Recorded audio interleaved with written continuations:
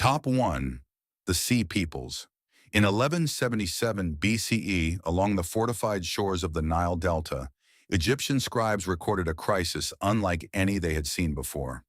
Under the reign of Pharaoh Rameses III, inscriptions carved into the walls of Medinet Habu described a coalition of foreign warriors arriving by land and sea. They came with ox-drawn carts, women, children, and entire communities in tow.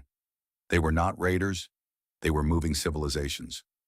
Egyptian reliefs show ships colliding in violent naval battles, bodies falling into the water, and shields raised beneath a sky carved in stone.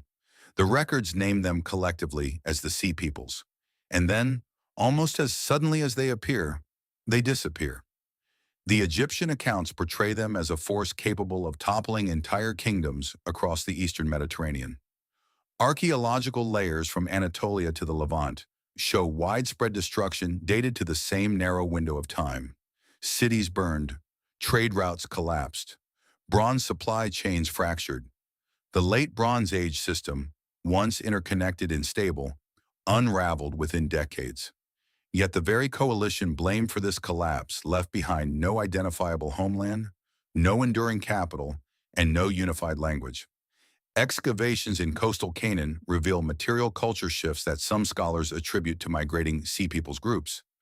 Pottery styles change abruptly, burial customs alter, fortification patterns shift. Yet these traces are fragmented and inconsistent. No inscription from the so-called invaders themselves has ever been recovered. No royal archive exists, nor any centralized command structure.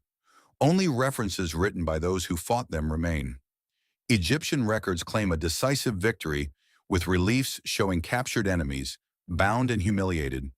But if the Sea Peoples were truly defeated, where did the survivors go? There is no mass grave corresponding to a destroyed superarmy, nor evidence of systematic extermination. Instead, small pockets of cultural transformation ripple outward across the region. Some historians propose assimilation into emerging Iron Age societies, while others suggest internal fragmentation. Yet no model fully accounts for the scale of their earlier coordinated movement. The most unsettling detail lies in the timing. The Sea Peoples appear precisely at the moment when multiple advanced civilizations were already strained by climate shifts, famine, and internal unrest. They did not merely invade a stable world, they struck at a system already weakening. Whether they were the cause of the collapse or a symptom of it remains debated, but their disappearance is harder to explain than their arrival. Within a few generations, the name fades. Egyptian inscriptions stop mentioning them, and Assyrian records do not track a continuous Sea Peoples identity. What remains are scattered theories and a handful of burned cities dated to the same era. A confederation strong enough to challenge Egypt should have left a legacy. Instead, it left silence. If the Sea Peoples were a displaced population fleeing something larger, what drove them across the Mediterranean in the first place? If they were conquerors, why did they not consolidate power? And if they were absorbed into new cultures, why does no surviving group preserve a clear memory of that origin? An entire moving civilization appears in the historical record with force, it reshapes the geopolitical map of the ancient world, and then dissolves into anonymity. The late Bronze Age collapse remains one of the most studied turning points in antiquity, yet the identity of the Sea Peoples remains unresolved. A force powerful enough to fracture empires should have built one of its own. Instead, it left behind a question that still stands carved in stone. Top 2. The Minoans. In 1450 BCE, across the island of Crete, palace complexes that had stood for centuries fell silent. At Knossos, Phaistos, Malea, and Zakros, administrative centers once alive with trade, ritual, and maritime coordination were abruptly abandoned or destroyed. Storage magazines filled with clay tablets lay cracked beneath collapsed ceilings. Frescoes depicting dolphins and ceremonial processions were buried under layers of ash and rubble. The civilization known today as the Minoans, masters of Bronze Age seafaring, did not vanish in a single cataclysmic explosion. They faded in stages, and then their voice disappeared entirely. For centuries before their decline, the Minoans dominated Aegean trade networks. Their ships moved copper, tin, saffron, textiles, and crafted goods across the Mediterranean. Their cities lacked defensive walls, suggesting either extraordinary naval confidence or a world in relative balance. Their script, Linear A, recorded economic transactions and religious offerings, but it remains undeciphered. Whatever language they spoke has not survived translation. The first destabilizing event often cited is the eruption of Thera, a volcanic explosion that sent ash plumes thousands of feet into the atmosphere and triggered tsunamis that battered northern Crete. Yet archaeological evidence shows that Minoan society recovered after the eruption. Palaces were rebuilt and trade resumed. The final blow came later. By 1400 BCE, Linear B tablets appear in Crete, written in an early form of Greek associated with the Mycenaeans from mainland Greece. Administrative structures shift, burial practices change, and artistic styles harden. The fluid marine motifs of Minoan art give way to more rigid, militaristic imagery. It is clear that mainland influence intensified, but what remains unclear is how. There is limited evidence of widespread battlefield carnage, no mass graves marking a decisive invasion, and no centralized record of conquest. Instead, a pattern of controlled takeover emerges. Key palace sites show destruction, followed by reoccupation under new administrative systems, suggesting infiltration, elite replacement, or internal power struggles exploited by external forces. The most haunting element is linguistic disappearance. Linear A vanishes completely.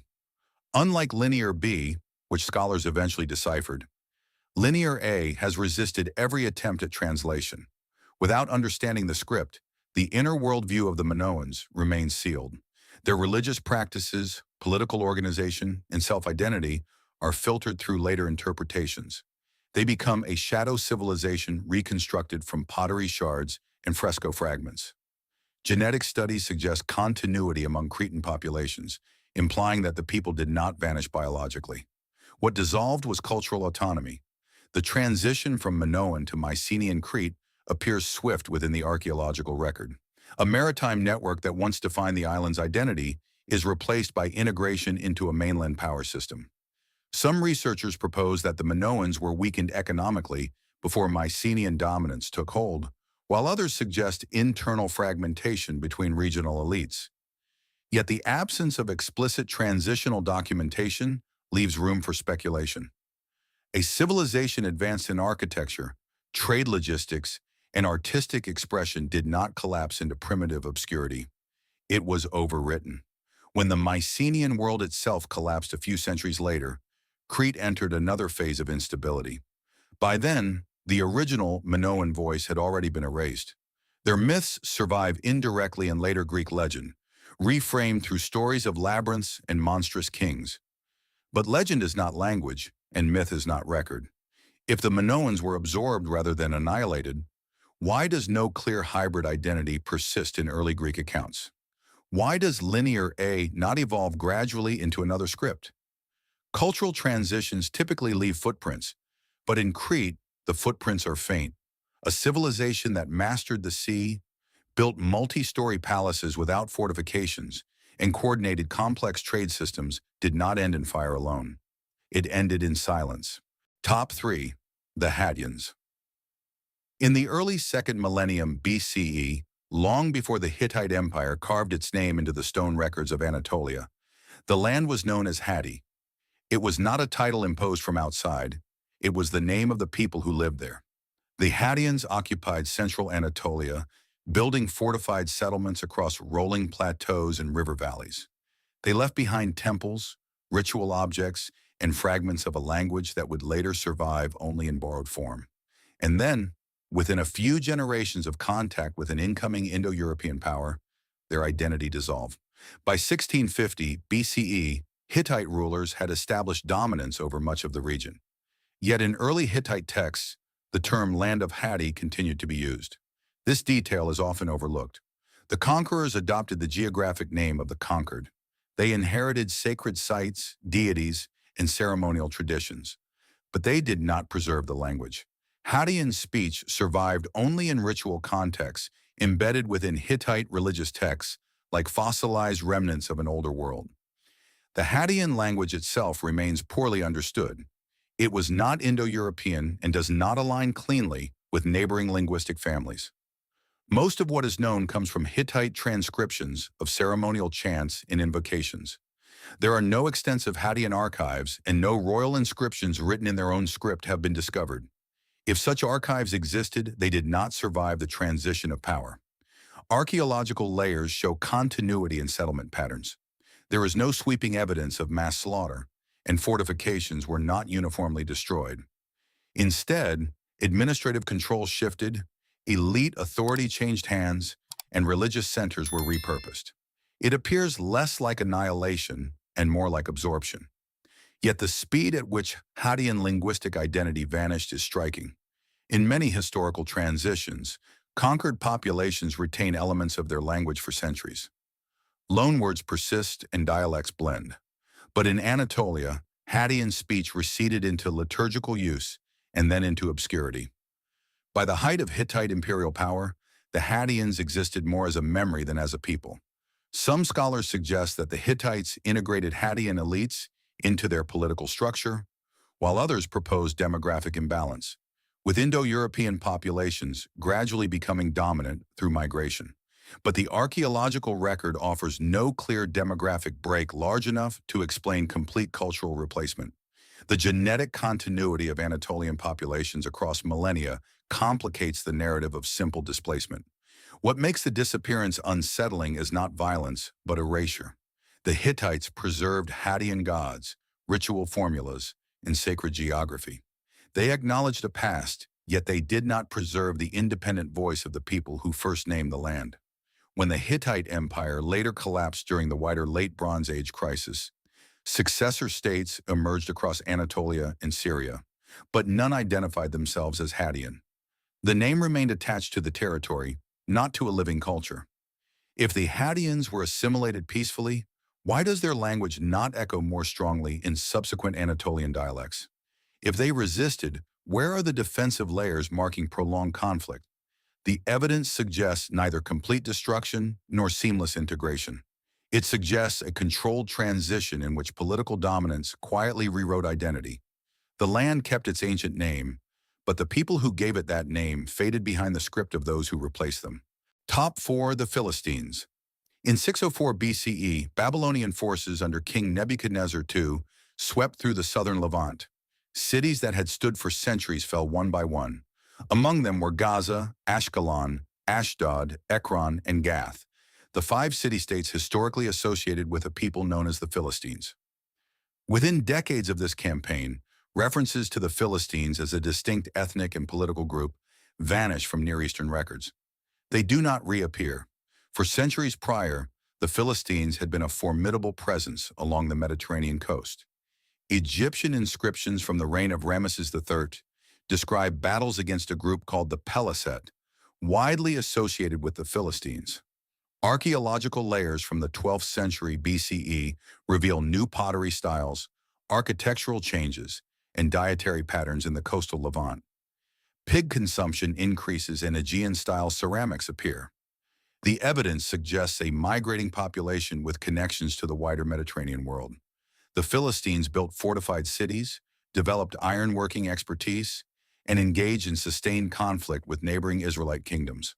Their presence is documented not only in biblical texts but in Assyrian administrative records. They paid tribute, negotiated alliances, and resisted imperial expansion when possible. They were not a minor tribe, they were a regional power. Then the pattern shifts. By the late 7th century BCE, Babylonian campaigns targeted the Levantine corridor to secure trade routes and suppress Egyptian influence. Excavations at Ashkelon show a destruction layer dated precisely to Nebuchadnezzar's invasion. Burned storehouses, collapsed walls, and arrowheads embedded in debris tell the story. Yet even here, the material record does not point to wholesale extermination. The cities were repopulated and trade resumed under Babylonian oversight. What disappears is not the population, but the name. Assyrian and Babylonian records begin referring to the region in administrative terms rather than ethnic ones. The identity Philistine ceases to function as a political category. Later Persian records make no mention of a surviving Philistine entity. Unlike other subdued groups who retain local governance structures under imperial rule, The Philistines dissolve into the provincial framework. Linguistically, the Philistine language is elusive. Early inscriptions are sparse and fragmentary. Over time, local inscriptions shift toward dominant regional languages. Cultural markers that once distinguished Philistine settlements from neighboring groups blur within 2 centuries of sustained imperial contact. Genetic analyses from excavated remains suggest some Aegean ancestry in early Philistine populations, but later samples show increasing local integration. The distinct genetic signature becomes diluted. The material culture that once defined their coastal cities blends into broader Levantine norms. The Babylonian conquest did not erase the coastline, it erased a label. Unlike the Israelites, whose identity persisted in exile narratives, or the Phoenicians, who maintained maritime networks under shifting imperial powers, the Philistines leave no surviving textual tradition from their own perspective. Their story survives primarily through the records of their rivals and conquerors. If the Philistines were fully destroyed, the archaeological continuity would be broken, but it is not. If they were fully absorbed, we would expect clearer traces of cultural synthesis. Instead, the record shows gradual flattening, administrative integration, linguistic assimilation, and identity compression under empire. A people who once stood as a coastal power in the eastern Mediterranean did not vanish in a single massacre. They faded through bureaucratic absorption and imperial restructuring. When the name Philistine disappears from the record, it does not coincide with empty cities. It coincides with reclassified ones. A civilization can survive conquest and exile, but can it survive the quiet removal of its own name? Top 5. The Nabateans. In 106 CE, the Roman Empire annexed the kingdom of Nabatea without recording a decisive battle. No grand siege is described in surviving Roman accounts, and no dramatic last stand marks the fall of Petra, the Nabatean capital carved directly into rose-colored sandstone cliffs. Instead, the transition appears administrative. Arabia Petraea became a Roman province, a new governor was installed, and imperial inscriptions replaced local authority. Within a few generations, the Nabateans as a distinct people disappear from the historical record. For nearly 4 centuries before annexation, the Nabateans controlled the desert trade routes linking southern Arabia, the Levant, and the Mediterranean. They managed the flow of frankincense, myrrh, spices, and textiles.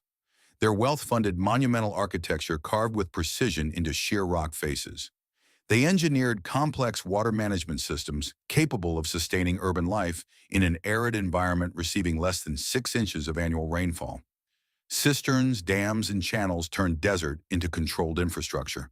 Their script, derived from Aramaic, would later influence the development of Arabic writing.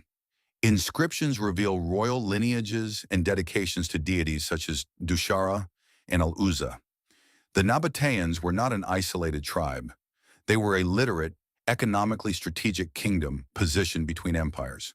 When Rome expanded eastward under Emperor Trajan, Nabatea was surrounded. Yet the annexation is described as peaceful. Archaeological layers in Petra do not show widespread burning. Urban continuity persists, and Roman-style buildings appear alongside existing structures. Coins bearing imperial faces circulate through the city. What vanishes is sovereignty. Within decades, Nabatean inscriptions decline sharply. Latin and Greek administrative texts dominate official communication. Religious practices adapt, and local deities merge with Greco-Roman pantheons. Trade routes shift toward Roman-controlled infrastructure. By the 3rd century CE, Petra's prominence fades as alternative routes bypass its geographic advantage. Unlike Carthage, which was razed and rebuilt, Petra was not violently erased. It was integrated. Yet integration does not fully explain the speed of cultural dissolution. The Nabatean language does not gradually evolve into a clearly traceable successor. Instead, it fragments into regional dialects that blend into emerging Arabic linguistic patterns. Archaeological surveys of peripheral Nabatean settlements reveal abandonment without destruction. Rural sites thin out and population density declines. Whether this was due to shifting trade economics, environmental strain, or administrative restructuring remains debated. Roman provincial policy often preserved local elites in exchange for loyalty. In some regions, indigenous identities endured for centuries under imperial oversight. In Nabatea, the transformation seems unusually complete. By late antiquity, Petra was a diminished town, and by the early medieval period, it was largely forgotten by the outside world. When European explorers rediscovered Petra in the 19th century, they encountered monumental architecture without a living cultural lineage directly claiming descent from its builders.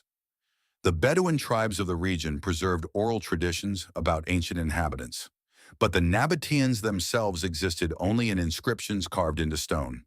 If the annexation was peaceful, why does the Nabatean identity dissolve so thoroughly? If economic decline drove abandonment, why do elite inscriptions disappear before clear evidence of demographic collapse?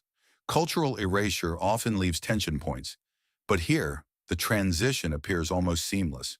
A kingdom that mastered desert logistics and controlled intercontinental commerce did not collapse under fire. It was absorbed, reorganized, and slowly anonymized within a larger imperial structure. Petra still stands, its facades glowing red under the sun, but the people who carved them did not leave a continuous voice behind. Top 6.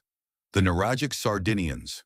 Around 900 BCE, across the rugged landscapes of Sardinia, thousands of stone towers stood watch over valleys, coastlines, and inland plateaus. These structures, known today as nuraga, were built from massive basalt blocks stacked without mortar, some rising over 60 feet high and weighing several tons each. At their peak, more than 7,000 of these towers dotted the island. They were not random monuments. They formed a network. A civilization once organized itself around them, and then within a few centuries of sustained contact with powerful Mediterranean traders, that civilization changed so completely that its original structure became almost unrecognizable. The Nuragic culture emerged in the Bronze Age, developing complex village systems clustered around central towers. Excavations reveal communal meeting huts, sacred wells aligned with celestial events, bronze figurines depicting warriors and ships, and evidence of advanced metalworking. Sardinia was rich in copper and other resources, making it strategically valuable in regional trade networks. Beginning in the 9th and 8th centuries BCE, Phoenician traders established coastal settlements on the island. Unlike invading armies, they arrived as merchants. Archaeological layers show imported ceramics, new architectural styles, and shifts in burial customs along coastal regions. Trade expanded and economic integration deepened, yet something within the interior began to fragment. By the 6th century BCE, Carthaginian influence intensified, followed later by Roman expansion. Coastal centers fell under foreign control. Inland nuragic sites show signs of gradual abandonment rather than violent destruction. The towers were not systematically demolished. Many were simply left behind. What makes the disappearance unsettling is the absence of a decisive collapse event. There is no single destruction layer marking a final conquest. Instead, the nuragic social system appears to dissolve over time. Elite bronze production declines, ritual sites cease functioning, and settlements thin out or reorganize under new political frameworks. Genetic studies suggest population continuity on Sardinia. The people did not vanish biologically, but the cultural system built around the Nuraga towers, with its distinct iconography and social organization, does not survive intact into the Roman era. The structures remain standing across the island like silent sentinels of a society that no longer speaks. Roman records mention Sardinia primarily as a grain-producing province. They do not describe an active nuragic political identity resisting imperial control. If there was resistance, it left little written trace. If there was assimilation, it was unusually thorough. One of the most debated questions concerns the purpose of the Nurag themselves. Were they defensive fortresses, elite residences, ritual centers, or symbols of territorial control? Their distribution suggests coordinated planning across the island, and their architectural consistency implies shared engineering knowledge. Yet no written Nuragic language survives to explain them.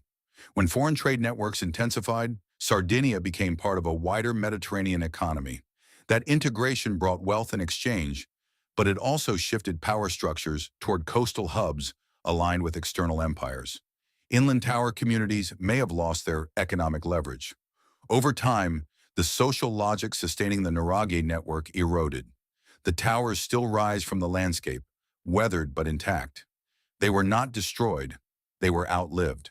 A civilization that could mobilize labor to stack multi-ton stones into enduring monuments did not disappear in flame. It dissolved through gradual reorientation under foreign influence.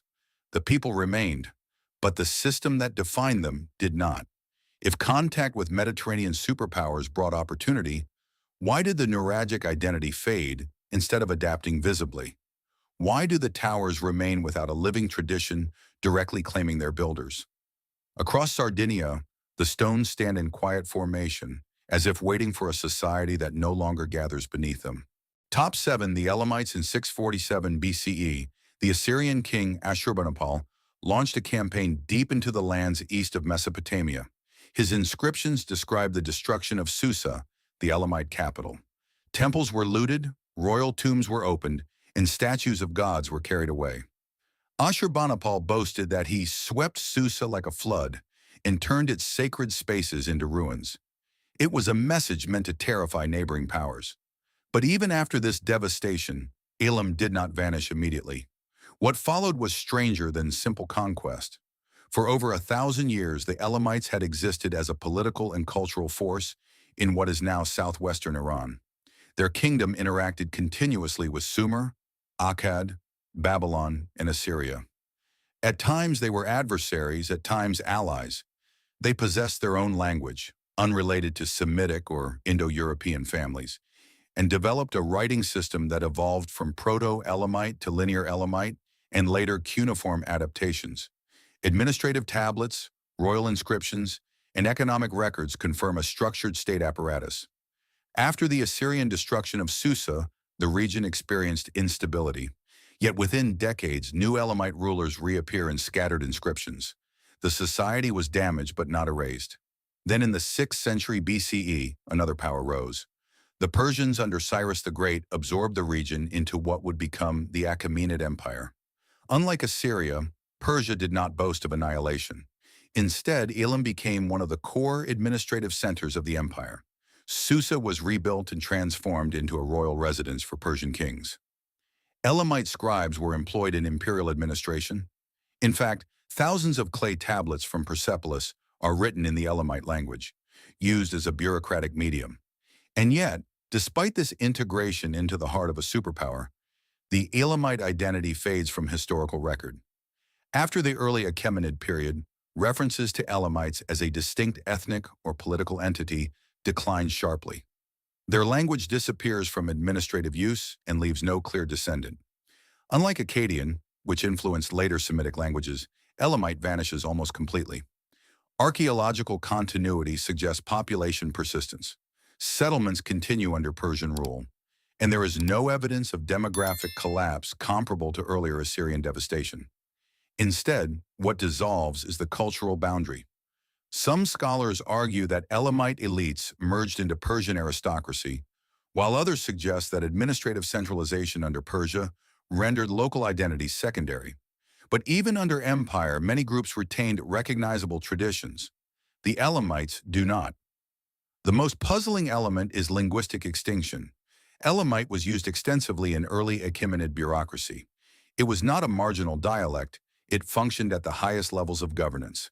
Then over time, it disappears without leaving a traceable lineage. A language spoken and written for more than a millennium falls silent. If Elam was crushed by Assyria, it recovered. If it was absorbed by Persia, it thrived administratively. Yet by the classical period, Greek historians refer to the region in broader geographic terms rather than as a surviving Elamite culture, a civilization that endured war, rebuilding, and imperial integration did not vanish through fire. It dissolved through incorporation into something larger. Its capital became an imperial hub, its scribes managed records for foreign kings, and its temples were rebuilt under new patronage. But somewhere in that transformation, the Elamites stopped existing as themselves. When Susa became Persian, what happened to Elam? Top 8. The Oxus Civilization. In 1972, Soviet archaeologists excavating the deserts of present-day Turkmenistan uncovered the remains of a fortified city unlike anything expected in Central Asia. Massive mud brick walls rose from the sand, forming geometric compounds that covered more than 40 acres. Inside were columned halls, fire altars, intricate seals carved from stone, and evidence of long-distance trade. This civilization, now called the Oxus civilization, or Bactria Margiana archaeological complex, flourished around 2200 to 1700 BCE. It was urban, organized, and connected. And then, after sustained contact with surrounding powers, it dissolved without clear signs of conquest. The Oxus civilization occupied an oasis network between Mesopotamia, the Indus Valley, and the Eurasian steppe. Archaeological finds include seals resembling those of the Indus Valley, metallurgy comparable to regions westward, and luxury items such as chlorite vessels carved with mythic motifs. The cities were planned with precision, citadels stood at their centers, and agricultural systems supported dense populations in otherwise arid landscapes. Unlike sudden collapses marked by charred layers and mass graves, Oxus sites show gradual abandonment. Defensive walls remain largely intact, and there is no consistent evidence of violent destruction across major settlements. Instead, occupation thins. Some compounds are repurposed, while others are left to erosion. Around the same period, Indo-Iranian-speaking pastoral groups began moving through Central Asia. Archaeological layers indicate interaction rather than immediate warfare. New burial practices appear in the region, and certain Oxus religious symbols echo in later Indo-Iranian mythology. Some scholars propose cultural exchange or synthesis, while others suggest demographic pressure destabilized the oasis-based urban system. Trade patterns also shifted. Mesopotamian records referencing distant lands change in frequency, and the Indus Valley civilization to the south entered its own phase of decline. Climate fluctuations may have reduced water availability in marginal agricultural zones, yet none of these factors alone fully explain the synchronized retreat of fortified Oxus centers. One of the most unsettling aspects is the absence of written records directly from the civilization. While seals and symbolic markings exist, no deciphered script provides insight into governance or self-identity. Their internal narrative is silent. Their cities stand as architectural testimony without commentary. By 1500 BCE, the once dense urban compounds were largely abandoned. Smaller settlements persisted, but nomadic and semi-nomadic cultures came to dominate the region. The monumental complexes, engineered with clear planning and resource coordination, were left behind. If invading groups overwhelmed the Oxus civilization, why do defensive structures show limited battle damage? If climate collapse drove abandonment, why do some oasis systems continue supporting habitation under later cultures? If assimilation occurred, why does the distinctive architectural pattern vanish so abruptly? The Oxus civilization sat at a crossroads of ancient exchange networks. It interacted with powerful neighbors, yet maintained its own urban identity for centuries. Then, following intensified regional movements and shifting trade systems, it ceased to function as a coherent entity. The desert preserved their walls, but it did not preserve their voice. A civilization capable of engineering fortified cities in hostile terrain did not end in visible catastrophe. It receded into the sand. Top 9. The Etruscans. By the 6th century BCE, central Italy was dominated by a civilization whose influence would quietly shape Rome itself. They built arched gateways before the Romans mastered them. They drained marshlands and engineered urban grids. Their nobles were buried in chamber tombs, painted with scenes of banquets, music, and ritual combat. They were the Etruscans. And within a few centuries of sustained contact with a rising Roman Republic, their identity dissolved so thoroughly that even their language became a mystery. At their height, the Etruscans controlled a network of city-states stretching from Tuscany to northern Lazio. Cities like Tarquinia, Veii, and Cerveteri flourished with trade connections extending across the Mediterranean. Greek ceramics appear in their tombs, and metalwork bearing intricate designs demonstrates technical precision. They were neither isolated nor primitive. They were integrated into the wider Mediterranean world while maintaining a distinct cultural system. Their religion centered on divination and ritual interpretation of natural signs. Etruscan priests specialized in reading lightning patterns and inspecting animal livers for omens. Roman religious practice would later absorb many of these traditions. Even the Roman fasces, the bundle of rods symbolizing magisterial power, is believed to have Etruscan origins. The transformation began gradually. By the 5th century BCE, Rome was expanding. Military conflicts erupted between Rome and Etruscan cities, but these were not immediate extermination campaigns. Veii fell in 396 BCE after a prolonged siege, yet other Etruscan centers persisted. Over time, Rome absorbed territory, extended citizenship in stages, and integrated elites into its political structure. What followed was not cultural annihilation through fire. It was assimilation through administration. Latin replaced Etruscan in public inscriptions. Political authority shifted from local aristocracies to Roman magistrates. Etruscan elites adapted, intermarried, and entered Roman ranks.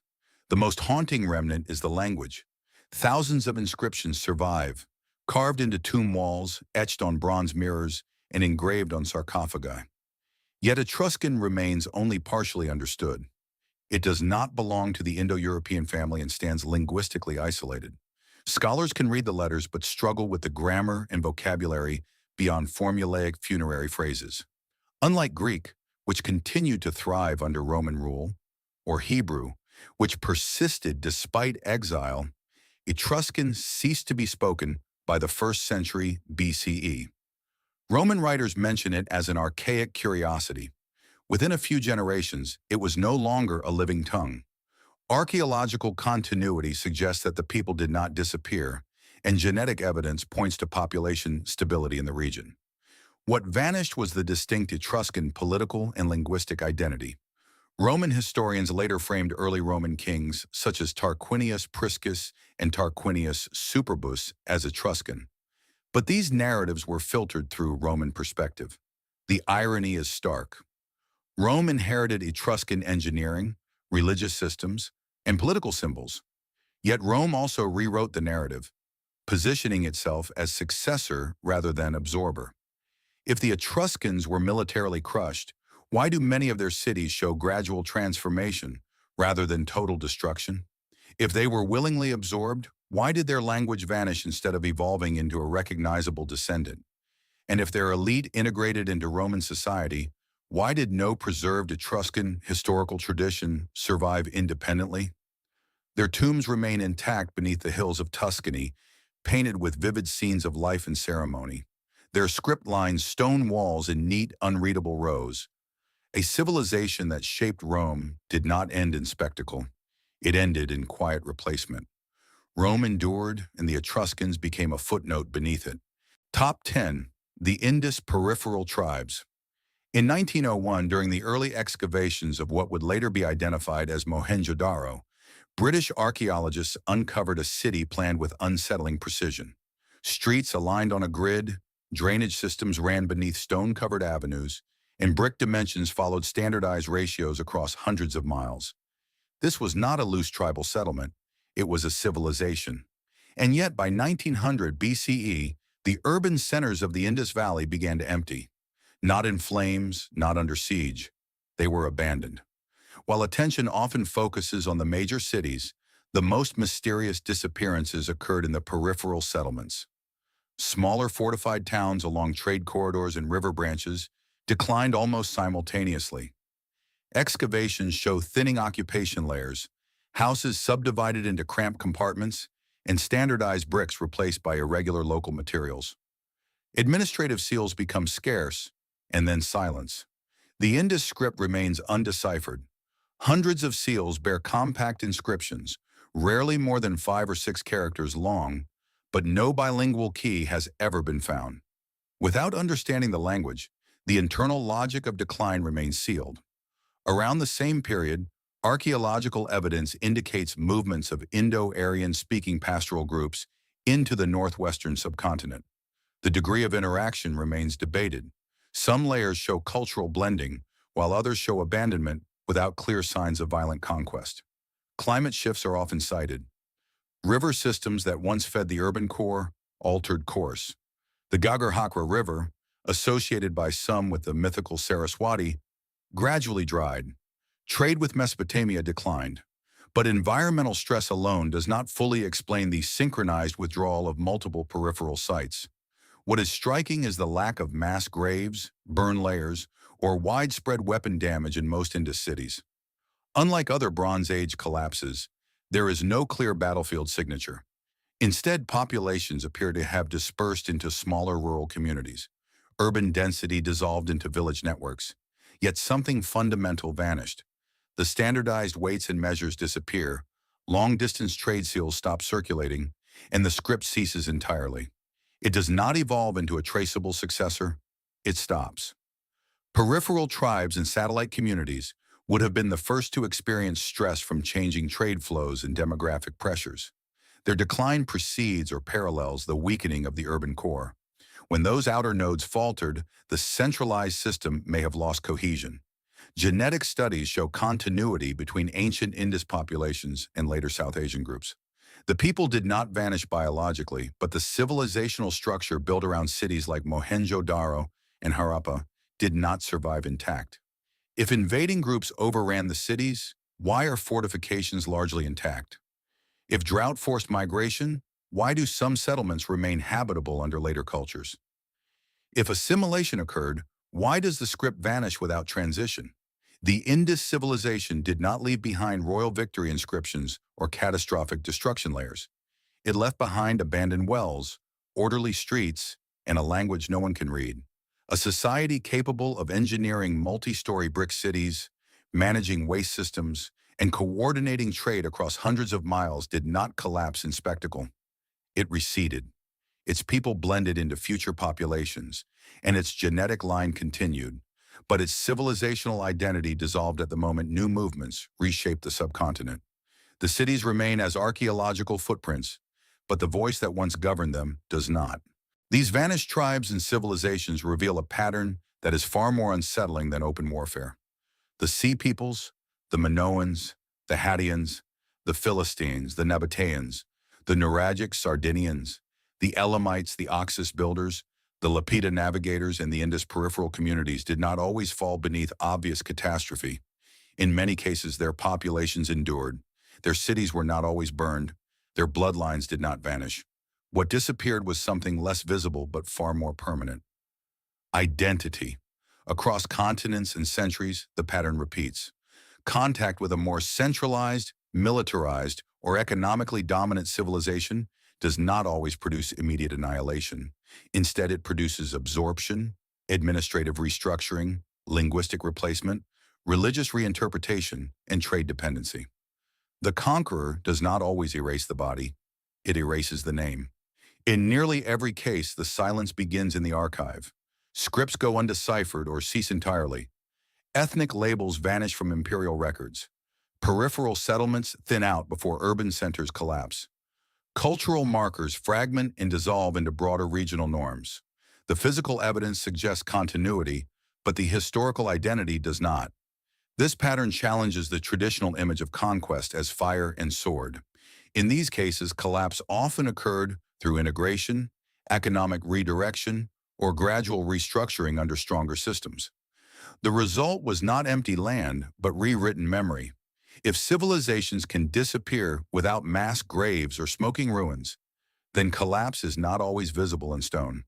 It can occur through bureaucracy, through language shift, and through generational adaptation under foreign authority. The question is not simply why these tribes vanished, it is why their disappearance left so few transitional traces. How does a people strong enough to build towers, command trade routes, or navigate oceans lose its voice so completely within a few generations of contact? History records wars in detail and preserves monuments of victory, but it is quieter about assimilation. And in that quiet space between conquest and continuity, entire civilizations fade without a final battle ever being fought. If these stories of lost identities and silent stones changed how you view the rise and fall of empires, please subscribe and like the channel. We are unearthing the history they tried to bury. Help us plant the seeds of the future. The next treasure of the past will be opened soon.